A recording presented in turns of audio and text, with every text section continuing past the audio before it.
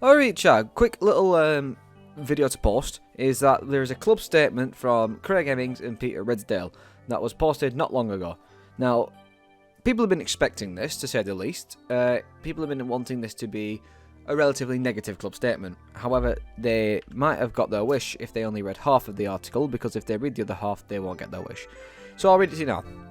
In tough times, the club management is paid to take tough decisions, not easy decisions. The easy decision, based on recent results, would be to change our manager. We are not blind to the fact that recent results have been unacceptable. We have, however, invested 2 years in our football management team and in building a competitive squad. Everyone at Uxton football management, coaches, players and admin staff are working hard to move the club in the right direction. We believe it is necessary on ourselves to continue this work together to make it a success. Early season results show that we are going in the right direction. Without dwelling on decisions that could have and should have fallen in our favour, and as a result added points that were denied, we believe that this squad is capable of getting back to winning ways. Supporters can be the 12th man. Social media has its place in today's world, but frankly when used for abuse as opposed to constructive criticism, it can not be tolerated. We believe that our supporters can and will continue to demonstrate that, and they are our biggest asset. We are therefore asking you to respect our decision at this stage to back our judgment and get behind the manager and the team in fixtures ahead. Have a very happy Christmas. Thank you for supporting during the 2023 period, and we look forward to seeing you at a sold-out Deepdale on Boxing Day. Craig and Peter.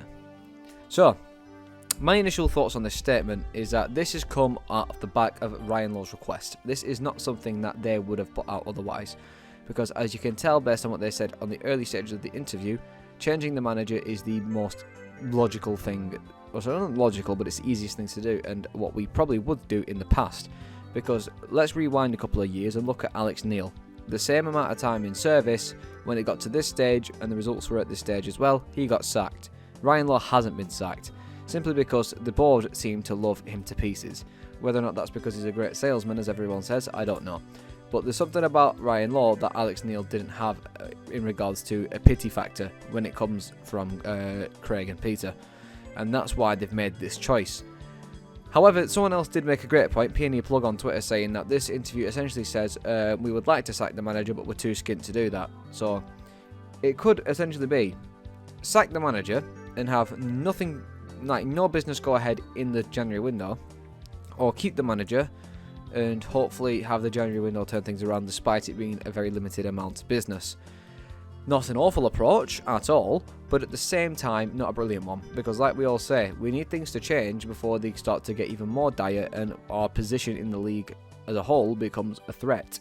While yes, the start of the season was fantastic, we can all agree on that, it was living on cloud 9 for a couple of weeks.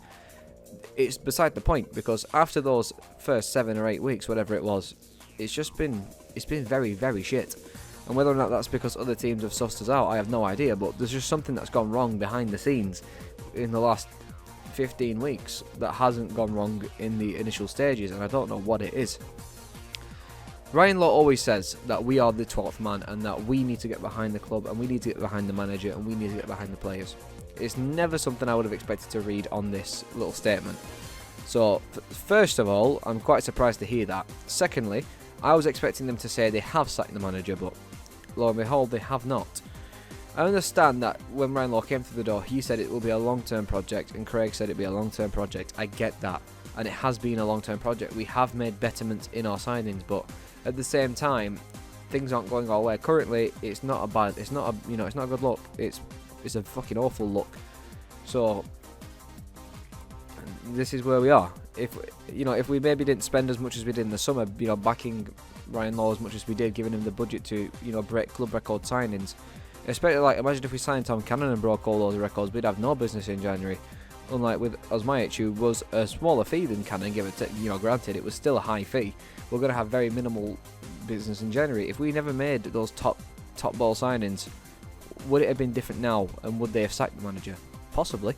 I don't know. But if this is the case, and it carries on in the summer, then I will expect the manager to be sacked in the summer. Like they say here, unless things continue to go dire and we don't pick up many wins in the next, give or take, 10 match weeks, maybe it'll be different. But at that point, it'll be too late. So Surprising statement, to say the least, because you can tell there is the idea to be rid, but at the same time, Ryan Lowe's continuous begging must have saved his job. Now, what I'm really baffled about is that there is no mention on his interview he did the other week when he was giving it the big mouth towards the fans, saying what have they done in football.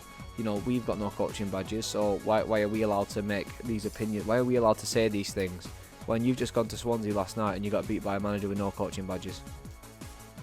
No different, is it? Like Alan Nixon said on his BBC interview not long ago, is that at the end of every game, Ryan Lowe's big enough being the pound shop Jurgen Klopp, giving it the big to the fans when we win a game. But when we lose a game, the jar of emotion opens up and it's very difficult to close it back. Think of it like Pandora's box. So, yeah, tough times at the moment, and we're going to really need a serious turnaround to stay in this league. Because if we can't turn it around before February, like I said, Ryan Lowe's got to go, and we've got to do our very best to stay in this league. Caretaker manager or other manager, otherwise, we need to do our very fucking best, because it's going to be a tough second half of the season. So yeah, just wanted to cover this little update because it's an important update. It's about the future of the club for this year and maybe long term, we'll see. But yeah, despite everything, no, Ryan Lowe is not getting sacked. Ponder about it all you want. It's what it is. What it is, as he would say, it's football, innit? So let's just hope it can get turned around. So thanks for tuning in. Let me know your thoughts on this, and we'll see you on Boxing Day, or the day after. Sorry.